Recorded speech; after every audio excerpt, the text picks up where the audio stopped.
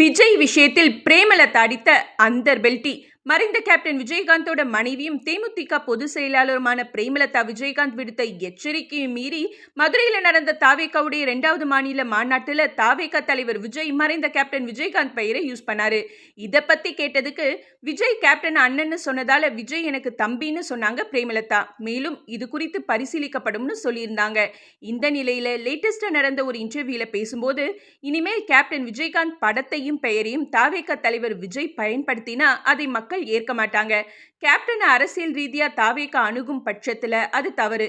கேப்டனுக்கு நிகர் கேப்டன் தான், யாரும் அவர் இடத்தை நிரப்ப முடியாதுன்னு கட் அண்ட் ரைட்டா சொல்லிட்டாங்க. இதைத் தொடர்ந்து 2026 தமிழக சட்டமன்ற தேர்தல்ல தாவேகாவும் தேமுதிகவும் கூட்டணி அமைக்கும்னு பேசப்பட்டு வந்த எல்லா யூகங்களும் பொய்யாகி போயிருக்கு.